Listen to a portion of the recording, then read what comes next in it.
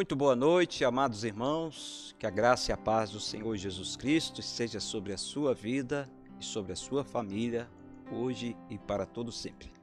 Sejam bem-vindos aqui ao nosso tempo de estudo bíblico da Palavra de Deus, o tempo de crescimento, de fortalecimento da nossa fé e aperfeiçoamento do Espírito Santo. Quando nós ouvimos e estudamos a Palavra do Senhor, são essas bênçãos que vêm sobre nós. Então eu quero convidar você a permanecer conosco até o final.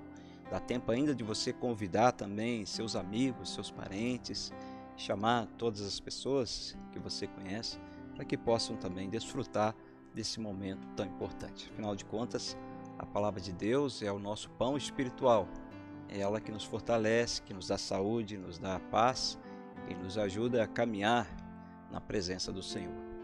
O tema de hoje é o cristão e as autoridades. Nós vamos estudar aqui alguns versículos do capítulo 13 de Romanos e nós vamos ler então os versículos 1 até o versículo 7 e nós vamos meditar, tirando aqui algumas lições para nós à luz da palavra de Deus, trazendo algumas verdades à nossa vida e nos ajudando assim a podermos viver de acordo com a vontade do Pai em um mundo, em uma situação, em uma época tão caótica como a que nós estamos vivendo. Então eu vou ler a palavra de Deus, você pode acompanhar aí do seu smartphone ou do seu dispositivo e assim nós vamos ler e depois vamos explicar e vamos aplicar essa palavra em nossa vida. Assim diz a palavra de Deus: todo homem esteja sujeito às autoridades superiores, porque não há autoridade que não proceda de Deus. E as autoridades que existem foram por ele instituídas, de modo que aquele que se opõe à autoridade resiste à ordenação de Deus, e os que resistem trarão sobre si mesmos condenação. Porque os magistrados não são para temor quando se faz o bem, e sim quando se faz o mal. Queres tu não temer a autoridade? Faze o bem e terás louvor dela, visto que a autoridade é ministro de Deus para teu bem. Entretanto, se fizeres o mal, teme, porque não é sem motivo que ela traz a espada, pois é ministro de Deus, vingador, para castigar o que pratica o mal. É necessário que lhe estejais sujeitos, não somente por causa do temor da punição, mas também por dever de consciência. Por esse motivo, também pagais tributos, porque são ministros de Deus, atendendo constantemente a este serviço. Pagai a todos o que lhes é devido. A quem tributo, tributo. A quem imposto, imposto. A quem respeito, respeito. E a quem honra, também honra.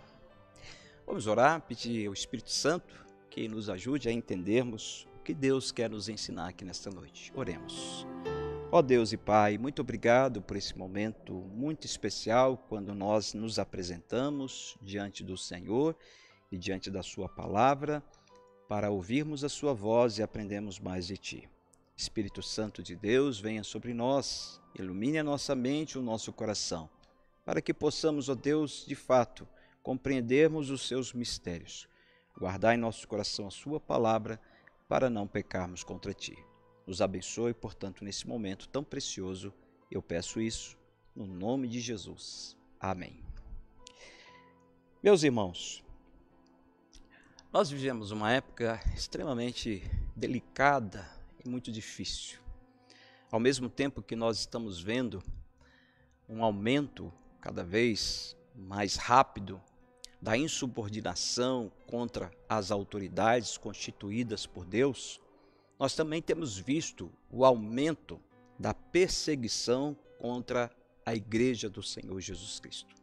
Sabendo nós que o cristão é um cidadão de dois mundos, então nós precisamos compreender, à luz da palavra de Deus, qual deve ser o nosso comportamento e a nossa atitude diante dessas duas realidades que nós estamos vendo na sociedade atual. nós estamos vendo essa questão da insubordinação, da falta de respeito das autoridades constituídas por Deus e pelas autoridades constituídas por Deus. Nós estamos vendo pessoas que estão cada vez mais atrevidas, cada vez mais atacando as autoridades. Nós podemos ver, por exemplo, no mundo político. Eu sou de uma época em que o presidente da República ele contava com o respeito máximo da nação, e hoje a gente vê pessoas falando tantas coisas terríveis contra o presidente da República.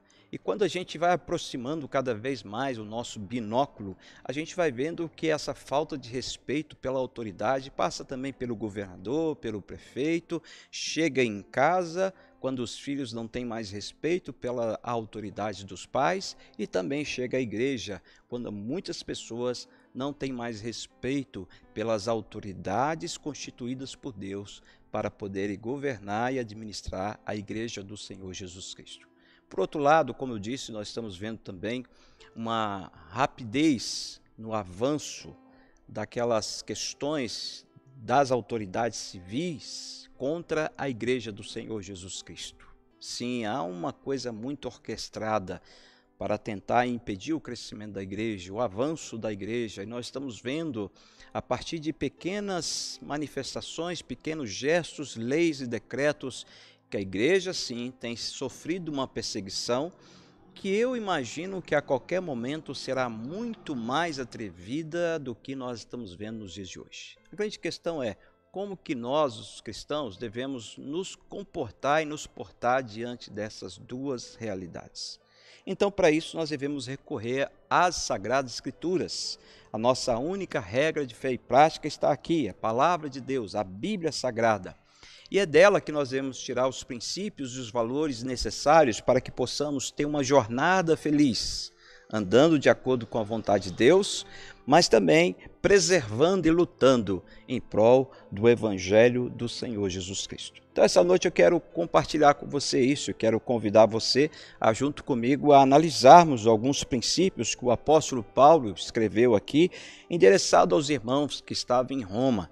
Lembrando que ele escreve num contexto de perseguição, quando os irmãos estavam debaixo de forte perseguição e eles estavam meio sem saber como proceder em relação a isso. Deveriam ou não obedecer àquela autoridade?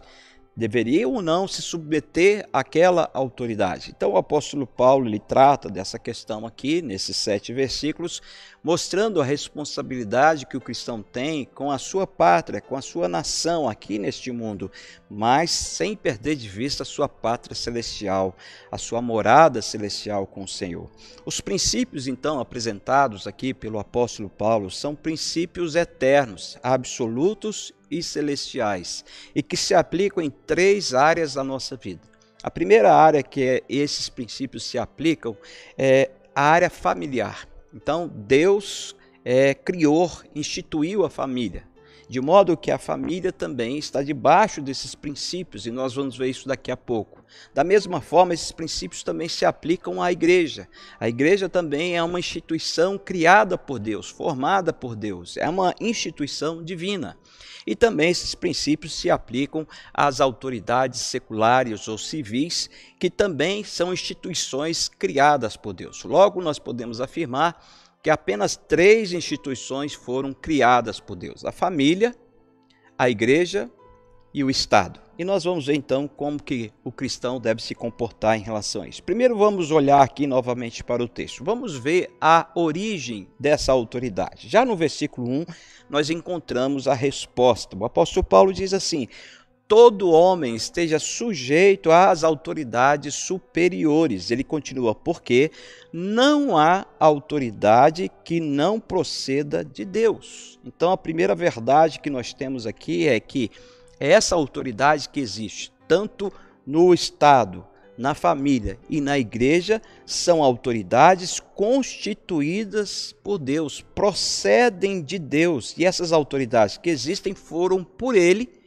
instituídas. Então, vemos aqui já no versículo 1 que o apóstolo Paulo diz o seguinte, que é dever de todo homem obedecer à autoridade, de modo que nem a incredulidade nem a fé oferecem imunidade quanto a esta ordem divina.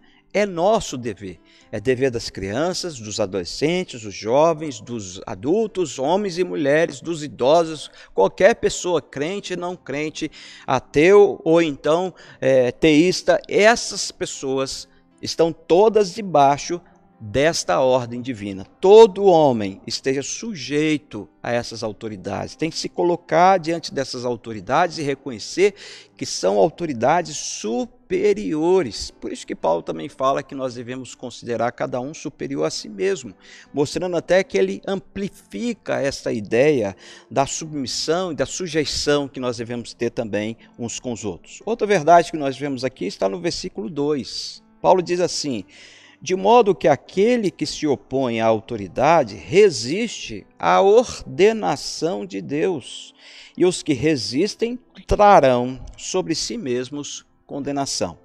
Então o apóstolo Paulo está dizendo que resistir à autoridade é resistir ao próprio Deus. Uma vez que Deus foi quem instituiu a família, a igreja e o Estado, então nós percebemos que todas essas autoridades que compõem essas sociedades, na sua particularidade, são autoridades constituídas e ordenadas por Deus. Logo, se nós nos rebelamos e desprezamos ou desrespeitamos essas autoridades, nós estamos atacando o próprio Deus. Por isso que Paulo fala aqui sobre uma resistência formal, planejada, proposital e sistematizada. Então Paulo está dizendo assim, aquele que se opõe, aquele que resiste, aquele que vai de forma intencional, formal, dia após dia, está se opondo a Deus. E a expressão aqui, opor-se ou se opõe, é uma expressão que no grego quer dizer lançar em batalha contra. Ora, nós sabemos que se alguém, alguma nação, algum povo, algum exército tentar medir forças com Deus, é evidente que não vai ganhar, não vai vencer, porque Deus não tem opositores, Deus não tem adversários, não há quem possa com o Deus Todo-Poderoso. Então, a bem da verdade, nós precisamos cuidar de nós mesmos e vigiar em todo o tempo para não entrarmos nessa briga, para não lançarmos uma batalha contra Deus, porque Paulo é bem claro, olha, de modo que quem se opõe à autoridade, se opõe à ordenação de Deus. Deus ordenou, Deus determinou e Deus decretou. Então, nós estamos diante de uma situação e de uma realidade que, conforme a Bíblia diz, a autoridade instituída, ela procede de Deus, ela é ministro de Deus, ela é ordenação de Deus. E por mais que a autoridade talvez não esteja cumprindo com zelo com aquilo que deveria fazer, ou que na concepção de pessoas, na conclusão de outras pessoas, na imaginação de pessoas, olha para determinada autoridade e fala assim, está tudo errado. Olha, Deus é quem vai cobrar da autoridade aquilo que a autoridade deveria fazer. Não cabe a nós agirmos no lugar de Deus em relação a essas autoridades, tanto civis, eclesiásticas e familiares. Então nota que quando Paulo diz aqui, os que resistem às autoridades trarão sobre si mesmo condenação. Nesse caso, a palavra condenação, no original, ela não dá a ideia de alguém que está condenado a uma coisa terrível, mas quer dizer que ela está sujeita aos rigores da lei, ao juízo e aos rigores da lei, ou seja, porque a lei condena. A lei mostra a culpa, a lei revela as intenções mais íntimas e impuras dos corações dos homens. A lei, então, revela quem o homem realmente é. Por isso que Paulo está dizendo aqui, que aqui está falando dentro do contexto de lei. E os que resistem trarão sobre si mesmo condenação. Então, nós precisamos vigiar essa questão e cuidar para que não venhamos sermos incluídos nessa realidade.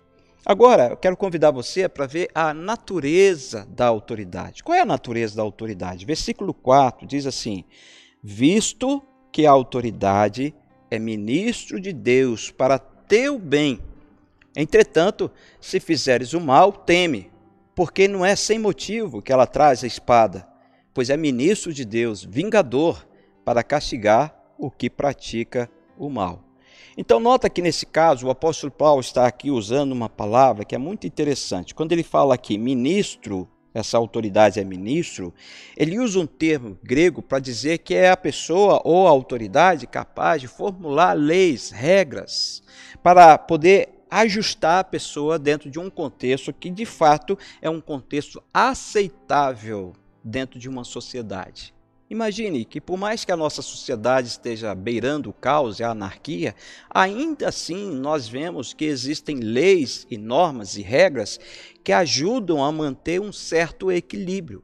Porque se essas leis e regras forem retiradas por completo, então não temos mais condições de morarmos em sociedade, de vivermos em sociedade.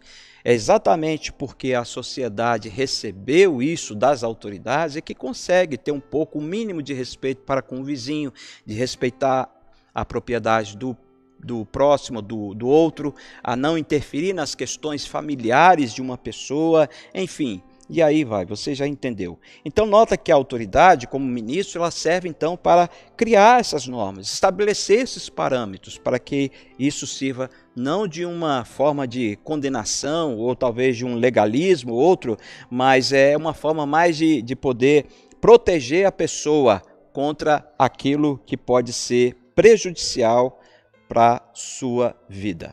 Então, nesse sentido, o que nós vemos aqui, meus queridos irmãos, é que Paulo está dando instruções extremamente importantes para que a igreja daquela época e também a de hoje possa viver em paz com os homens. E nota que ainda no versículo 3 e 4, Paulo fala algumas vezes aqui a palavra bem. Ele diz assim, porque os magistrados não são para temor quando se faz o bem, e sim quando se faz o mal. E ele então joga uma pergunta, uma retórica, e diz assim, queres tu não temer a autoridade? Qual é a resposta que ele dá? Faz o bem e terás o louvor dela. E aí no final também do versículo 4, ele também fala sobre isso, quando ele diz que nós devemos então viver com o objetivo de fazer o bem, e assim nós não teremos que prestar contas às autoridades. Então a finalidade da autoridade é promover o bem. Que tipo de bem que essa autoridade pode promover? O bem espiritual, o bem político, o bem social, o bem econômico, o bem moral. Então, se de alguma forma nós sairmos desse contexto, então qual é o dever e a responsabilidade da autoridade? Ele diz assim, pois é ministro de Deus, vingador, para castigar o que pratica o mal. Por isso, se existe um código de ética, de leis, uma legislação, um código penal, código civil no Brasil, porque senão os magistrados e a população de um modo geral ficariam extremamente vulneráveis em relação à malignidade e à crueldade das pessoas com o aumento da criminalidade. Então, essas leis, essa legislação serve para pôr um freio nessa tendência do mal que se propaga. E daí Paulo então vai para o final dizendo que o nosso dever com as autoridades é de respeitar, é de realmente nos sujeitar, nos submeter, é de cuidar para que possamos cumprir zeladamente ou zelosamente com as nossas obrigações. E aí ele fala o seguinte, por esse motivo, porque é a instituição de Deus, porque é a ordenação de Deus, porque é magistrado, é ministro de Deus, Paulo fala assim, por esse motivo também vocês devem pagar tributos, porque são ministros de Deus, atendendo constantemente a esse serviço. Pagai a todos o que lhes é devido, a quem tributo, tributo, a quem imposto, imposto, a quem respeito, respeito, a quem honra, honra. Então, como que nós podemos aplicar isso aqui na nossa vida, né? Como eu disse, existem 3 instituições que foram criadas por Deus: a família, a igreja e o Estado. Como que nós podemos aplicar essas verdades aqui em cada uma dessas instituições? Vamos ver. Em primeiro lugar, vamos então ver como que esses princípios são necessários e importantes na família. É importante a gente lembrar, meus irmãos, que a família, ela é a base da sociedade. Ela é a base da sociedade. É a partir da família, de uma educação dos pais para com os filhos, dos princípios morais, éticos e espirituais que são passados ali dentro da casa, no lar. é que essas pessoas, ao saírem de suas casas, conseguem ter condições de viver em sociedade, de transmitir aquilo que aprenderam dos seus pais. Então é a base. Se a gente tirar a família do contexto, como muitos estão tentando fazer, destruir a família tradicional, eu não tenho como ver a não ser uma anarquia, um caos geral, e é isso que o mal, o maligno, o nosso adversário está tentando fazer, usando pessoas, ideologias e ideias totalmente contrárias à palavra de Deus, porque ele sabe que derrubando a família se derruba por completo a sociedade. E olha para o que diz Gênesis, capítulo 1, versículo 28. Nós vemos aqui que a origem e a importância da família é, de fato, algo tão especial, porque a família ela foi constituída por Deus. E Deus uniu o homem e a mulher e disse assim para os dois. Deus os abençoou e lhes disse: sede fecundos, multiplicai-vos, enchei a terra e sujeitai-a.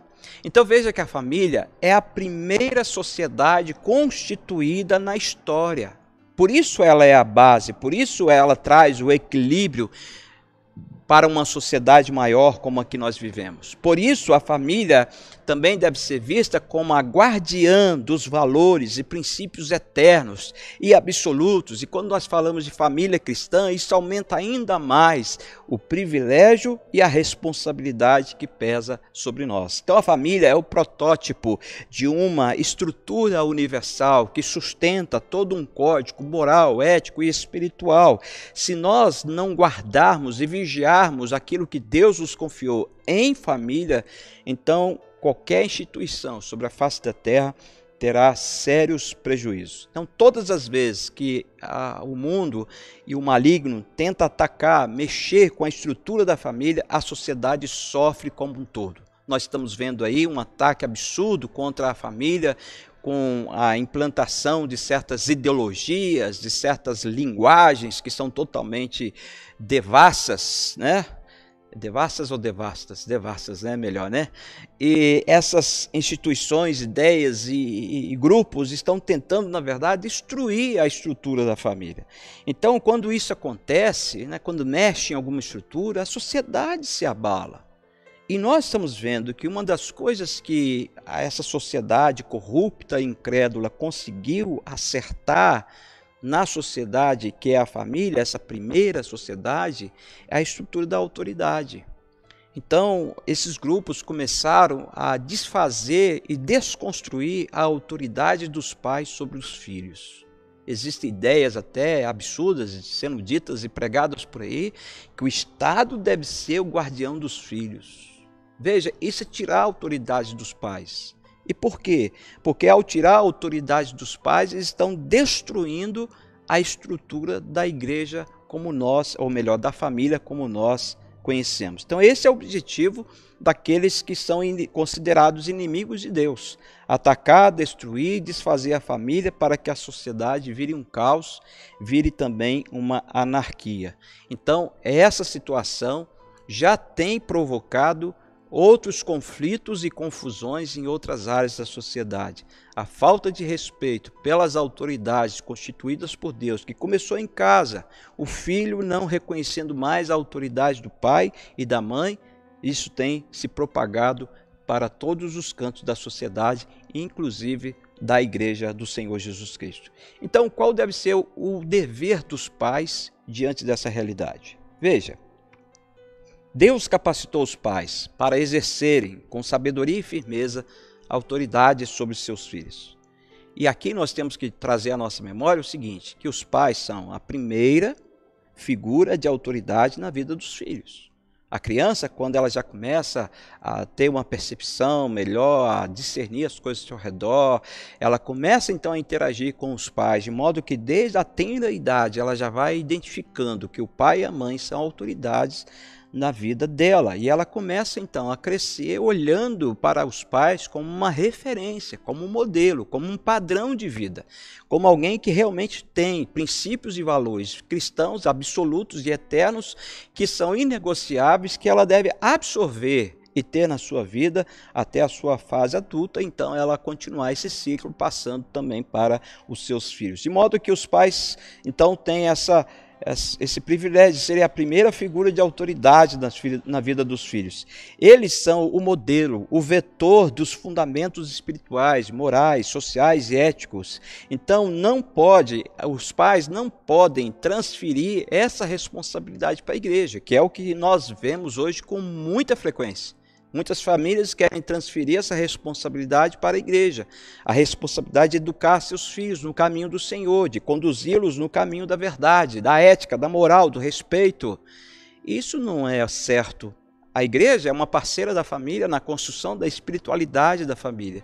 A igreja orienta, a igreja interpreta as escrituras, a igreja mostra o caminho, a igreja indica situações, mas a igreja não pode ser responsabilizada pela educação na justiça, na palavra, no ensino, na educação dos filhos. Isso é papel dos pais. Nós, como autoridades eclesiásticas, temos o dever de pastorear essas pessoas, mas o dever de educar, ultimamente, são dos pais e deve ser sempre dos pais. Então a igreja é uma parceira nessa construção.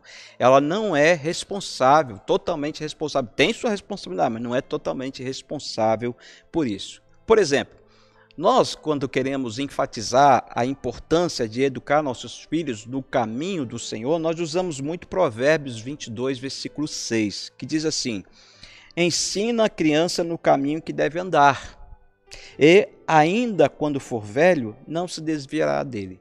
Então, se nós, como pais cristãos, ensinamos nossos filhos no caminho de Deus, no caminho santo, reto, no caminho que realmente leva à vida, nós temos aqui uma promessa da palavra de Deus, que nossos filhos vão crescer e jamais irão se desviar desse caminho. Poderão, às vezes, ficar meio frios, apáticos, distantes, mas a semente está ali plantada. E no tempo certo ela há de crescer, germinar, dar fruto e assim por diante. Mas, se nós olharmos bem para esse versículo, nós também podemos pensar de uma forma contrária também, negativa até. Aqui é um ponto de vista positivo, mas há também uma forma negativa de se entender esse versículo. Veja, se um pai e uma mãe que ensina a criança no caminho errado, no caminho do erro, essa criança vai aprender o que o pai e a mãe estão ensinando. E essa criança vai crescer. E essa criança, quando for velho, ou moço ou velho, como diz aqui a Bíblia, essa criança não vai se desviar desse caminho mau. Porque ela aprendeu, ela viu nos pais, que são o que é a figura de autoridade na vida deles, essa criança aprendeu, absorveu para ela. Então, se uma criança cresce num lar evangélico, mas ouve seus pais viverem uma vida dicotômica, né? Uma coisa na igreja, outra em casa, uma criança que vê os pais, por exemplo, falando mal das autoridades, e aí nós estamos falando das autoridades também, sim, eclesiásticas, né? Que estão ali fritando pastores, presbíteros e outros irmãos da igreja, essa criança vai imitar os pais, ela vai crescer fazendo a mesma coisa, e não podemos nos esquecer que essa criança um dia vai ser líder na igreja, e olha o tipo de líder que nós vamos ter na igreja, um líder que não se sujeita às autoridades. Então, nós temos que ter cuidado, porque Provérbios 22:6 pode tanto nos levar a educar a criança no caminho certo, como também no caminho errado. Por isso, os pais têm uma grande responsabilidade diante de Deus em relação aos seus filhos. Então, nós temos que ter cuidado com o que nós falamos diante dos nossos filhos. Nós temos que ter cuidado com a nossa língua, nós temos que ter cuidado com os nossos gestos, com as nossas atitudes. E aí cabe aos pais disciplinar seus filhos para que eles não venham fazer o mal. Veja, Provérbios 13, versículo 24, a Bíblia fala assim: o que retém a vara aborrece seu filho, mas o que o ama, cedo o disciplina. O pai e mãe têm que disciplinar seu filho, se de fato ama seu filho ou sua filha. Provérbios 22:15 diz assim: a estutícia está ligada ao coração da criança, mas a vara da disciplina a afastará dela. A vara da disciplina. Disciplina não é veneno, é santo remédio para a vida dos nossos filhos. Provérbios 23, versículo 13, diz assim: não retires da criança a disciplina, pois se a fastigares com a vara, não morrerá. Ou seja, O sábio Salomão, a palavra de Deus está dizendo que nós devemos disciplinar nossos filhos e com isso com vara.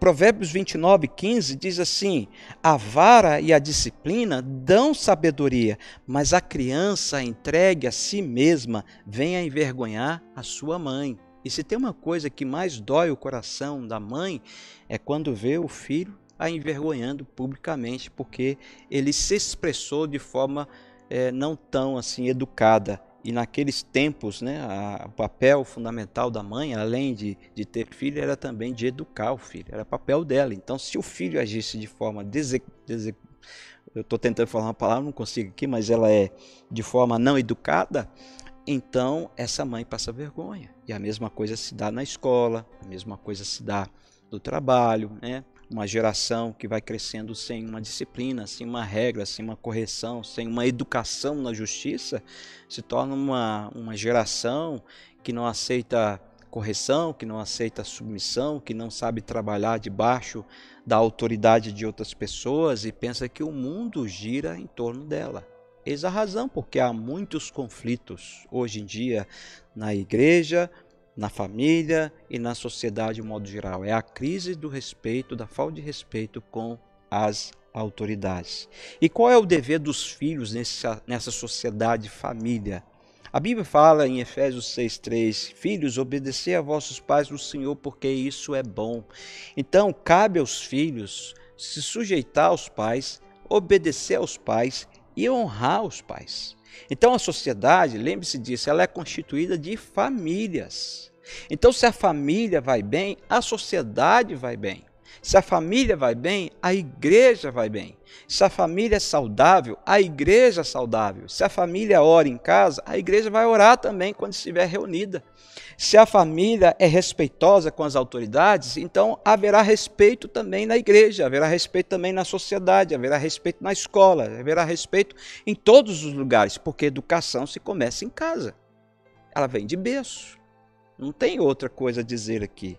Então, cabe aos pais a responsabilidade de preparar os filhos para viverem de modo que agradem a Deus, que deem glórias a Deus com seu comportamento, com as suas decisões, com as suas escolhas, e assim nós estaremos ajudando a construir uma sociedade mais equilibrada, menos violência, menos desrespeito, menos insubordinação.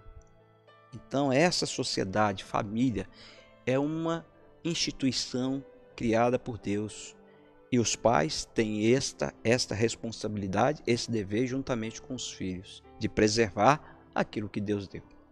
Mas há então também uma segunda instituição que foi formada por Deus e que Deus também zela por ela, e eu estou falando aqui da igreja. A igreja é a vitrine de Deus para o mundo.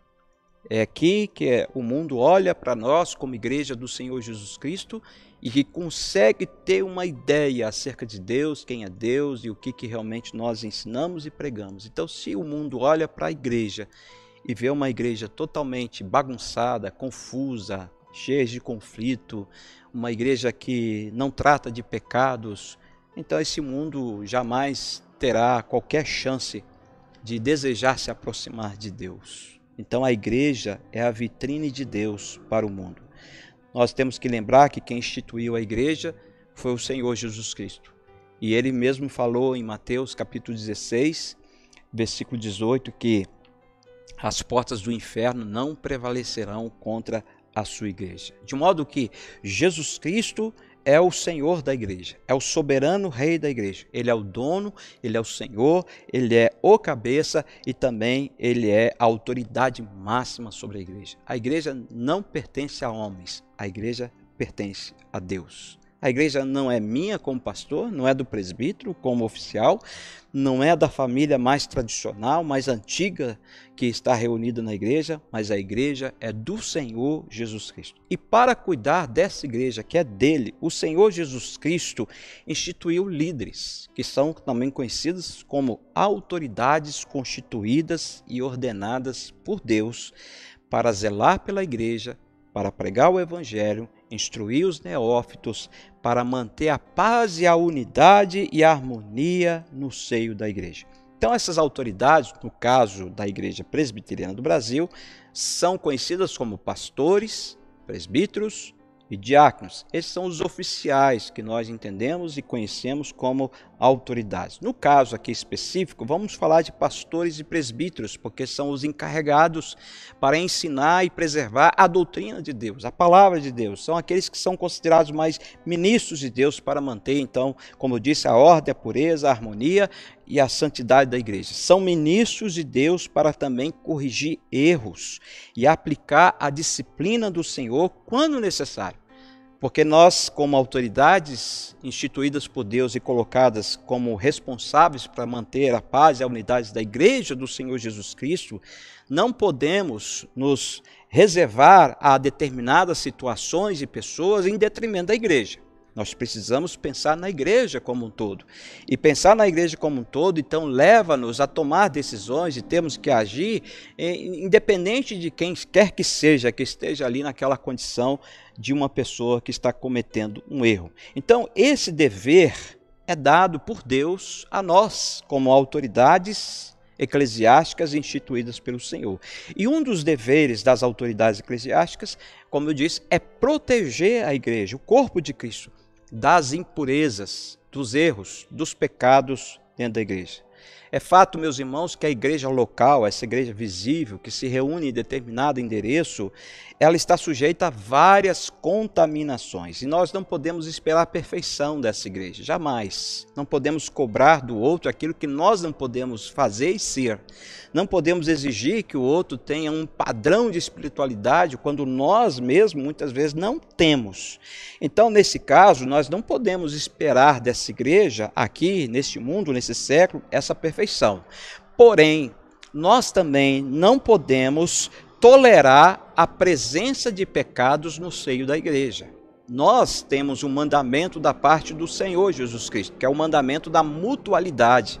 E nós precisamos confrontar, sim, o pecado, precisamos pregar sobre o pecado, precisamos pregar sobre o arrependimento, precisamos, sim, confrontar aquilo que está errado à luz das Sagradas Escrituras. Desse modo, Paulo também disse em 1 Coríntios, capítulo 5, versículo 8, o seguinte, que nós não podemos tolerar no seio da igreja o velho fermento. Ele fala assim, celebremos a festa não com o velho fermento, nem com o fermento da maldade, da malícia, e sim com os asmos da sinceridade e da verdade. Paulo fala isso dentro de um contexto para a igreja de Corinto, que estava misturando as coisas, que ao mesmo tempo que tinha lá dons extraordinários, que enchiam os olhos das pessoas, que deixavam as pessoas impressionadas, mas era uma igreja que tolerava no seio dela, muitos pecados, inclusive o incesto. Então nós temos que entender que Deus não aprova tal coisa e cai sobre a autoridade eclesiástica a responsabilidade de corrigir tais desvios. Então, como já aprendemos, a igreja visível, que também é a igreja local, ela sofre pelas impurezas de alguns membros negligentes, fracos, débeis e também até aqueles que não são regenerados, embora estejam inscritos no rol de membro da igreja. E por causa desses, muitas vezes, vem escândalos sobre a igreja. E Jesus disse, olha, é inevitável que venham e aconteçam os escândalos, mas ele diz, ai daqueles pelo qual vem o escândalo. Jesus está advertindo aqui. Então, para proteger a igreja, Deus ordenou que a disciplina bíblica fosse aplicada no seio da igreja. Desde Deuteronômio, capítulo 8, versículo 5, lá no início da jornada, da história do povo hebreu, Deus disse assim para aqueles que lá estavam, sabe, pois, no teu coração que, como um homem disciplina a seu filho, assim te disciplina o Senhor teu Deus. Então, Deus, como pai, disciplina seus filhos. Porque um pai que ama de verdade o seu filho, ele disciplina o seu filho. Como eu li aqui em Provérbios, ele usa a vara da correção para disciplinar, corrigir o seu filho. Para que o seu filho cresça dentro daquilo que é da vontade de Deus. A mesma coisa, irmãos, isso também deve acontecer na igreja. Há muitas igrejas de portas fechadas. Não só agora não precisa nem falar que é lá na Europa, nos Estados Unidos, na Ásia, em qualquer lugar, mas aqui no Brasil também. Porque essas igrejas começaram a negociar aquilo que é inegociável. Começaram a tolerar no meio delas coisas que não podiam ser toleradas. E com isso o câncer foi consumindo tais igrejas que hoje estão com suas portas fechadas. Nós, por sermos presbiterianos, temos também como uma forma de compreender e entender a teologia bíblica o que nós chamamos de símbolos de fé. E nós, então, prescrevemos também, ou seja, adotamos também como uma forma de interpretar as Escrituras a confissão de fé e o catecismo maior e breve.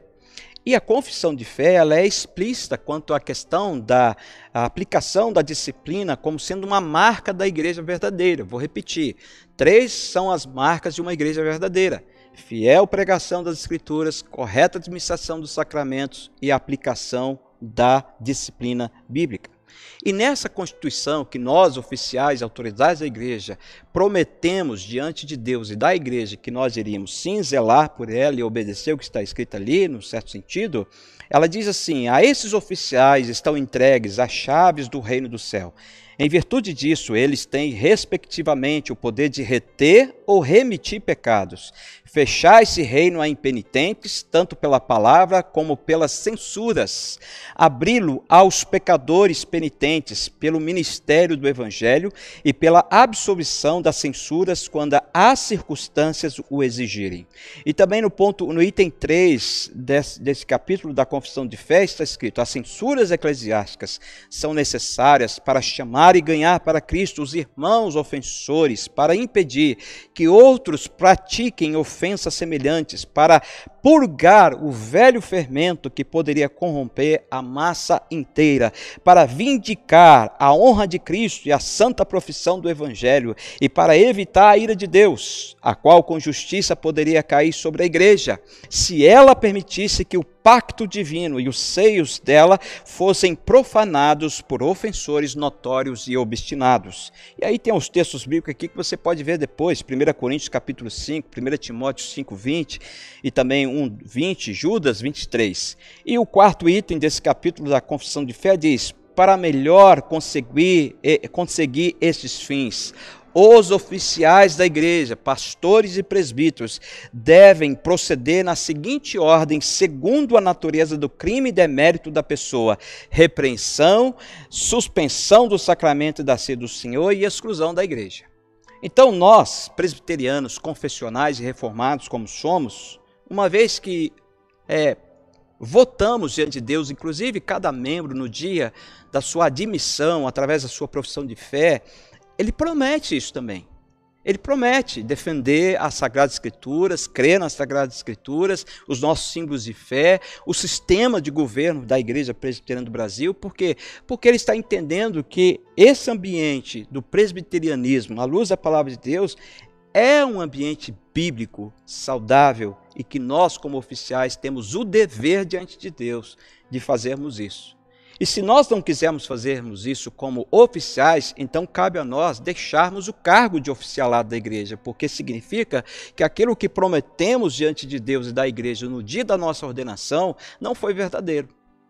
Então isso é o fato, por isso que nós devemos, como cristãos, olhar para esse texto bíblico e falar assim: eu preciso ser uma pessoa obediente às autoridades na minha casa, obedecendo às autoridades que são os meus pais, na igreja, obedecendo às autoridades constituídas por Deus, e há aqui uma terceira instituição que Deus também criou para o bem de todos nós, que é o Estado. Então, o Estado é uma instituição criada por Deus.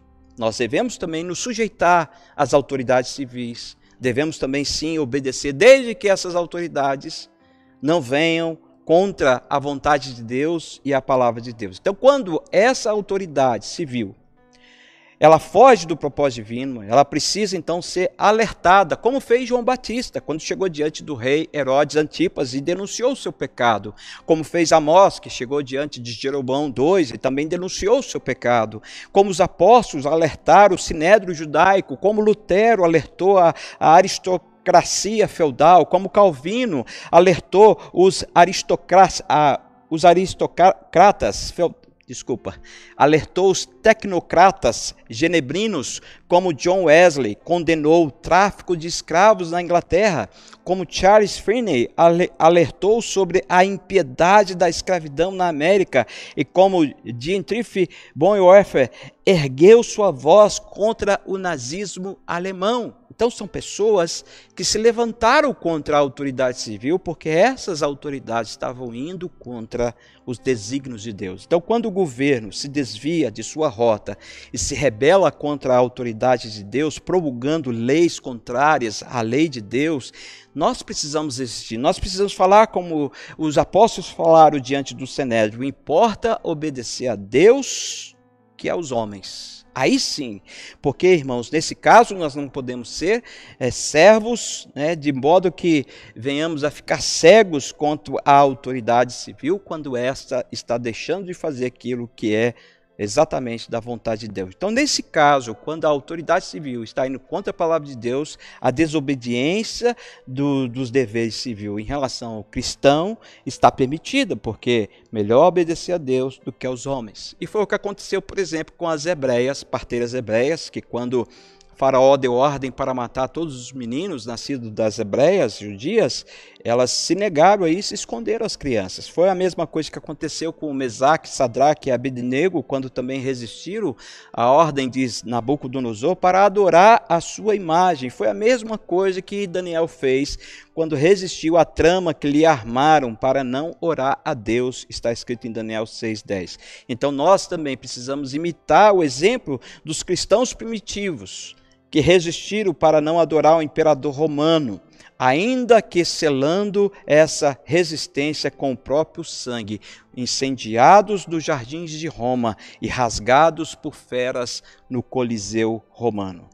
Charles Colson, ele disse que demonstrar a submissão deles a Deus e não a sua oposição ao governo é uma prática que o cristão deve sim praticar, desde que essa autoridade não esteja de acordo com os desígnios de Deus. John Stott diz que se o Estado exige aquilo que Deus proíbe, ou então proíbe o que Deus ordena, então, como cristãos, como dever, é claro, devemos resistir, não nos sujeitar, desobedecer ao Estado, a fim de obedecer a Deus. Obedecer a Deus. Não sei se você tem ficado antenado com as coisas que estão acontecendo no meio da política e do judiciário.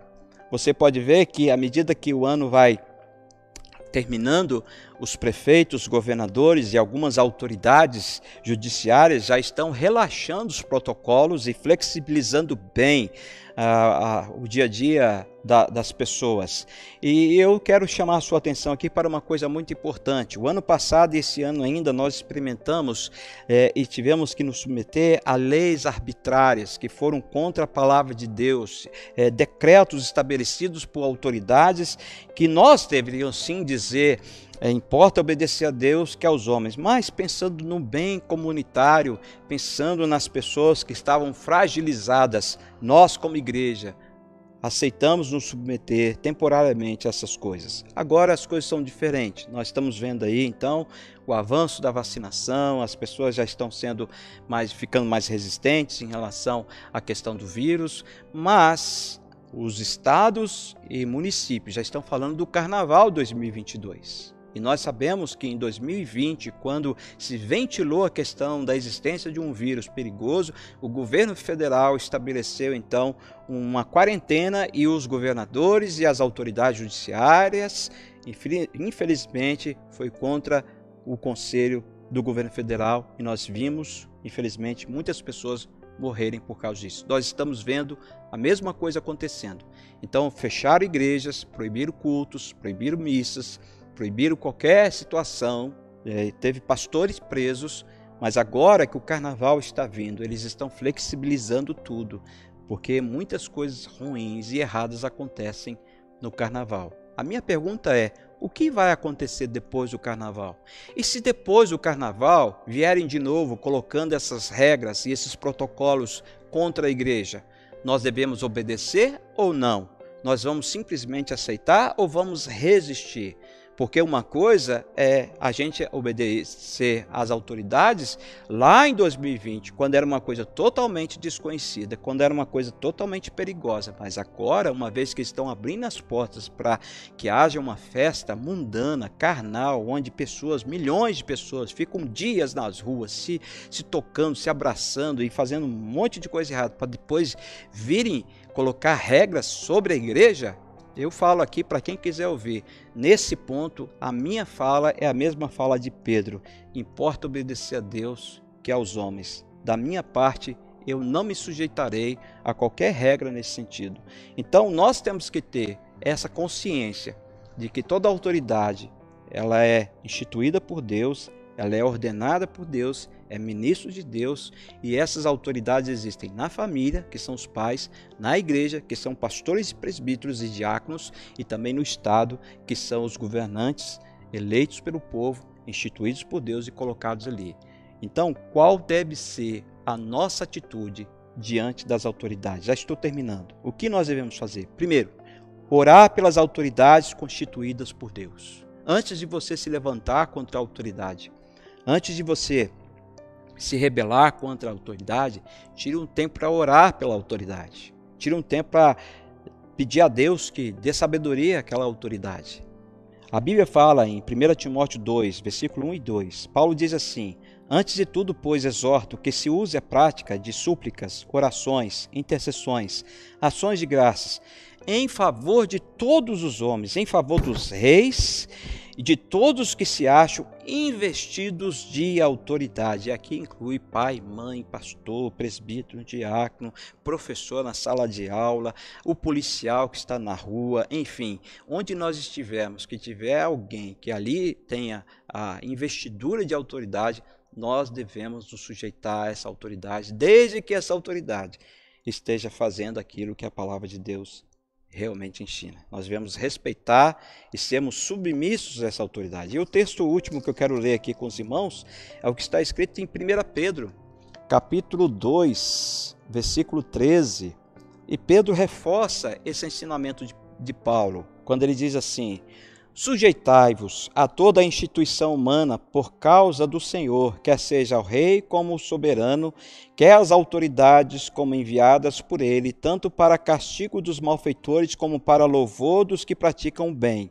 Porque assim é a vontade de Deus, que pela prática do bem façais emudecer a ignorância dos insensatos, como livres que sois, não usando, todavia, a liberdade por pretexto da malícia, mas vivendo como servos de Deus. Tratai todos com honra, amai os irmãos, temei a Deus e honrai o Rei. São essas as últimas palavras que eu quero deixar aqui quanto a esse estudo e rogar a Deus que Ele aplique isso no nosso coração e nos ajude a refletir sobre a nossa situação, a nossa postura, como que nós temos agido e vivido nessa sociedade em relação às autoridades que Deus colocou sobre a nossa vida. Vamos orar?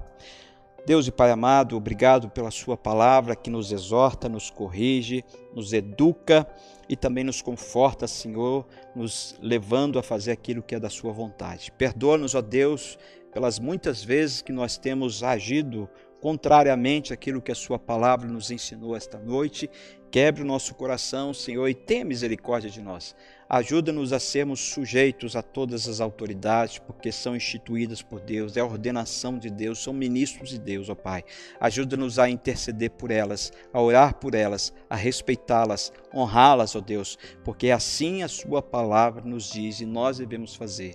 Então peça ao Senhor, Pai, que cuide de nós, cuide da sua igreja aqui nessa cidade, Senhor. Visite cada membro, cada família, cada pessoa, Senhor, cada líder, cada autoridade, que o Senhor revista de poder, de unção do alto, para que em nome do Senhor Jesus Cristo, o seu nome continue sendo honrado e glorificado através da nossa vida, do nosso proceder e também das nossas palavras. Eu oro pedindo a sua bênção sobre a vida de cada um, em nome do Senhor Jesus Cristo. Amém e amém. Meus irmãos, antes de encerrar aqui, eu gostaria de dar alguns recados. Se caso você estiver aqui na cidade de Divinópolis e for membro aqui da igreja, ou se for um visitante também, será muito bem-vindo. Toda primeira sexta-feira do mês nós temos aqui o que nós chamamos Revitalize-se. É um tempo de louvor e de oração. E você está convidado a participar. Então, na próxima sexta, dia 5, às 19h30. É uma hora só. 19h30 até às 20h30. Então será um tempo prazeroso, muito importante, que você possa vir e desfrutar desse momento de adoração ao Senhor, esse momento de exaltação a Deus e buscar Deus em oração junto com os irmãos, para que assim possamos crescer na graça e no conhecimento do Senhor Jesus Cristo. E no próximo domingo, se Deus quiser, estaremos aqui também. 9h, Escola Bíblica Dominical, e 19h nós teremos o culto de louvor e adoração a Deus com a celebração da ceia do Senhor Jesus Cristo. Quanto ao mais, que Deus continue abençoando sua vida. E se você precisar de uma oração, de um conselho, quiser conversar, tem meu contato aí, você pode entrar em contato e eu terei o maior prazer de atender você e orar por você. Deus abençoe, fiquem todos na paz do Senhor Jesus Cristo. Até a próxima. Tchau.